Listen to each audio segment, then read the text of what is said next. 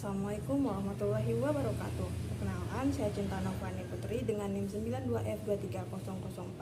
Di sini saya akan membahas tentang materi perinatal dari mata kuliah kodifikasi terkait perinatal. Apa sih itu perinatal? Nah, saya akan menjelaskan sedikit tentang perinatal. Perinatal adalah istilah yang merujuk pada periode waktu sebelum, selama, dan segera setelah kelahiran. Langsung saja kita masuk ke anatominya. Nah, anatomi yang berperan dalam proses perinatal adalah anatomi sistem yang berfokus pada kehamilan. Yang anatomi pertama pada fokus kehamilan itu adalah yang kita bahas itu adalah uterus. Uterus atau sering kita kenal juga sebagai rahim adalah organ berongga berbentuk buah pir terbalik nih teman-teman dalam sistem reproduksi wanita, bukan laki-laki ya. Lain lagi kalau laki-laki. Nah, anatomi kedua itu adalah uterus. Uterus akan mengalami perubahan ukuran.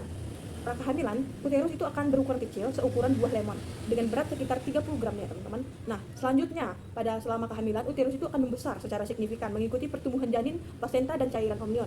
Nah, cairan amnion itu apa sih? Nanti kita bahas di selanjutnya ya. Pada awal kehamilan sekitar 8 minggu, uterus itu bisa membesar seukuran buah lemon, dan pada trimester kedua, uterus itu membesar seukuran pepaya dan tidak lagi muat di dalam pangkul teman-teman. Dan pada akhir kehamilan, berat uterus itu bisa mencapai 1000 gram loh. Nah, baru tahu kan pada 1000 gram itu lumayan berat loh. Dan pada selanjutnya itu adalah pos kehamilan. Setelah melahirkan, uterus itu akan kembali menyusut ke ukuran normalnya dalam proses yang disebut involusi. Jangan khawatir, pasti akan balik lagi ke menyusut ke ukuran normalnya ya. Jangan panik. Nah, selanjutnya itu kita masuk ke anatomi kedua, yaitu adalah plasenta. Plasenta itu biasanya itu sering kita sebut dengan ari-ari. Nah, organ ini adalah organ penting yang tumbuh di dalam rahim selama masa kehamilan.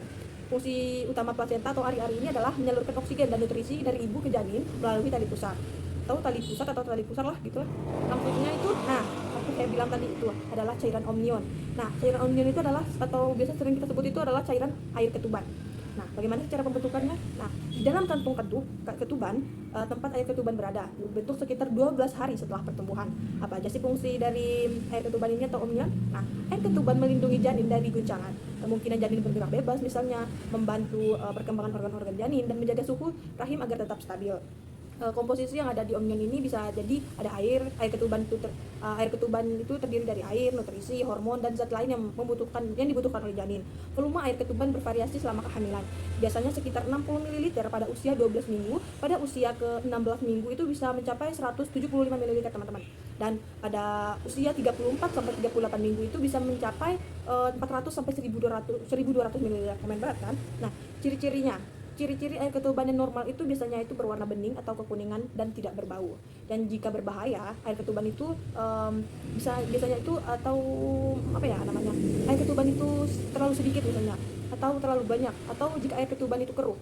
Biasanya itu tanda-tandanya itu adalah masalah pada kehamilan. Jadi harus segera dikontrol ke pusat pelayanan kesehatan yang terdekat ya teman-teman, atau ke posyandu, sering kontrol lah ke posyandu. Selanjutnya itu adalah anatomi serviks. Nah, serviks ini adalah bagian bawah rahim yang sempit ya, yang menghubungkan antara rahim dan vagina, yang berfungsi untuk melindungi janin. Serviks ini memiliki lendir yang tebal dan menutupi mulut rahim untuk mencegah infeksi dan benda asing untuk masuk ke dalam rahim, atau ya melindungi janin lah.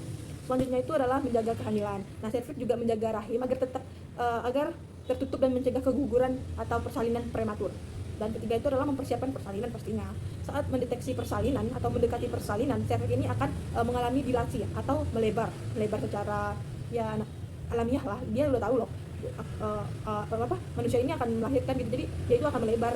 Serviks ini otomatis akan melebar sesuai dengan waktu yang ditetapkan oleh biasanya kelahiran itu kan mencapai 9 bulan 10 hari. Nah, waktu itu serviks itu akan melebar sendirinya, dan serviks juga akan menipis akan mengalami penipisan agar bayi itu dapat keluar dari jalan lahir.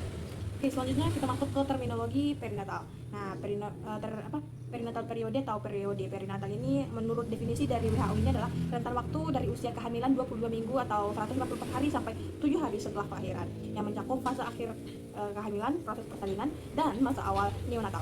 Adapun istilah penting dalam terminologi medis, perinatal meliputi yang pertama ialah masa sebelum kehamilan atau sebelum masa kehamilan, atau sering disebut antepartum. Yang pertama itu adalah tentang gravida para absurd. Yang kita bahas yang pertama itu adalah gravida atau G. Jumlah total kehamilan yang pernah dialami ya, termasuk yang sekarang dan kehamilan yang terakhir keguguran. Contoh, G3 sama dengan pernah hamil 3 kali termasuk kehamilan sekarang jika sedang hamil.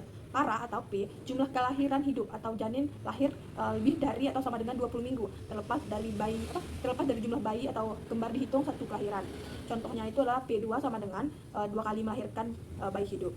abortus ada A atau A, jumlah kelahiran yang berakhir sebelum usia 20 minggu atau keguguran atau aborsi. Contoh A1 sama dengan 1 kali keguguran. Contoh penulisan G3P2A1, wanita ini pernah hamil 3 kali, 2 kali melahirkan hidup atau dan 1 kali kegugurannya. Selanjutnya poin kedua ialah usia gestasi atau UI atau gestational age.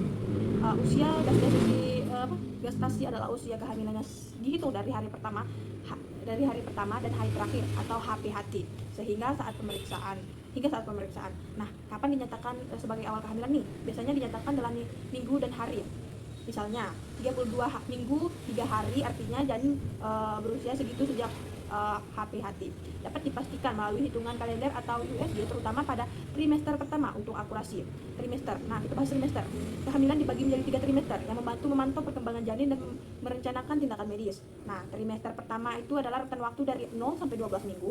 Perkembangan pentingnya itu adalah pembentukan organ utama, risiko keguguran paling tinggi di situ pada trimester pertama. Dan trimester kedua itu adalah rentan minggunya itu adalah 13 sampai 26 minggu.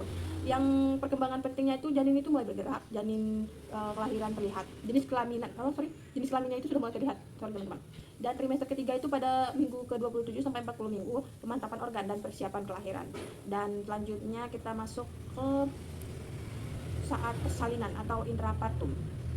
Partus atau persalinan. Partus adalah proses kelahiran bayi dari rahim ke dunia luar. Ada 2 jenis proses utamanya, itu adalah partus vaginal atau persalinan normal. Bayi lahir melalui jalan lahir alami atau vagina, dapat berlangsung spontan dengan bantuan alat vakum atau forceps. Pemulihan lebih cepat dibandingkan sesar. Dan yang kedua, cara keduanya itu adalah partus sacrarius sesar atau operasi sesar. Bayi dilahirkan melalui operasi bedah, sayatan pada perut dan lahir. Dilakukan jika ada risiko pada ibu dan janin atau tidak memungkinkan lahir normal. Pemulihannya itu agak lebih lama ya, dan perlu rawat lebih intensif sih. Selanjutnya kita akan bahas tentang patofisiologi perinatal pada ibu dan bayi. Dan patofisiologi perinatal ini mengacu pada perubahan fisiologis dan mekanisme penyakit yang terjadi selama periode perinatal nih, yang mencakup waktu sekitar 20 minggu kehamilan hingga 28 hari setelah kelahiran. Ini juga mencakup gangguan-gangguan yang mempengaruhi ibu selama kehamilan, persalinan, serta bayi baru lahir.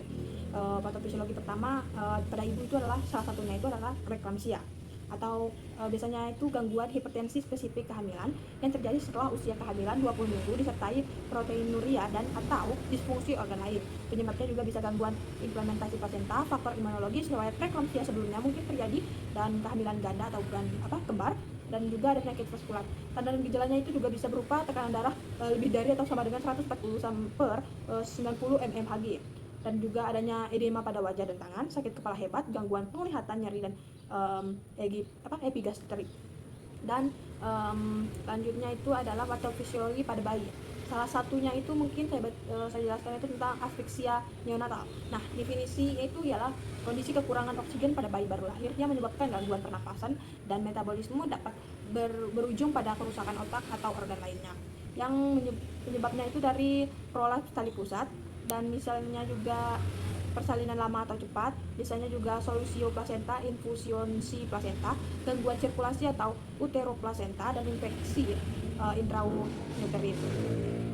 Dan tanda dan gejala pada asfaksia neonatal ini adalah bayi tidak menangis atau napasnya itu lemah, hipotonia atau tonus otot menurun, refleks tidak ada dan atau lemah, dan cyanosis, kejang jika asfaksia berat.